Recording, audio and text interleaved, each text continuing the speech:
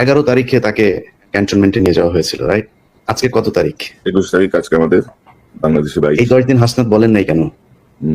কোনো কিছু কি মানে নেগোসিয়েশন হচ্ছিল যেখানে হাসনাত যেটা চাচ্ছিল সেটা হয় নাই? মানে আমি জাস্ট যুক্তিটা বলছি আর কি। আমি হাসনাতের এটা নিয়ে করছেন, এরপরে হাসনাতের সাথে আমার গতকালকেও কথা হয়েছে। আমি হাসনাতকে মানে দোষ দিচ্ছি না, বলছি মানে বলা হয় নাই কেন? এই কথাটা কেন বললাম জানেন? হাসনাতকে জিজ্ঞেস করছিল ইলিয়াস এটা প্রশ্নটা? হ্যাঁ, না আমি এই কথাটা জিজ্ঞেস করি নাই। এই বিষয় নিয়ে কোনো আলোচনাই হয়নি আমার সাথে। অন্য বিষয় নিয়ে আমি ওই যে আসিফের ব্যাপারে যে ইয়ে করেছিলাম সেটা নিয়ে জিজ্ঞেস করছিলাম।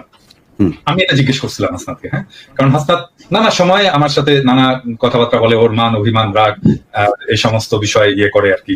হ্যাঁ, তো এই সমস্ত আমি জিজ্ঞেস করছিলাম যে হাসনাত তুমি এই জিনিসটা তো আমাকেও বলতে পারতা, হ্যাঁ, ওই দিন তো আমাকে বললা না কেন?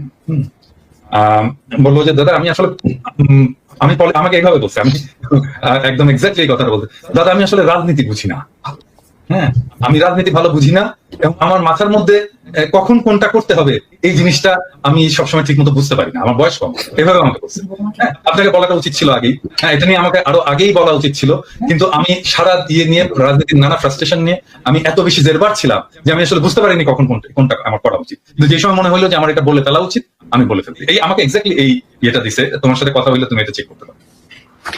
না, আমি তার কথায় যেটা এই যে এই ঘটনাটা আমি জানি না সে কেন বলেছে, কিন্তু আমি তার সাথে যে কথাগুলো বলেছি তার কথায় স্পষ্ট বোঝা গিয়েছে যে আসিফ তারপরে মাহফুজ এদের একটা চক্র আছে।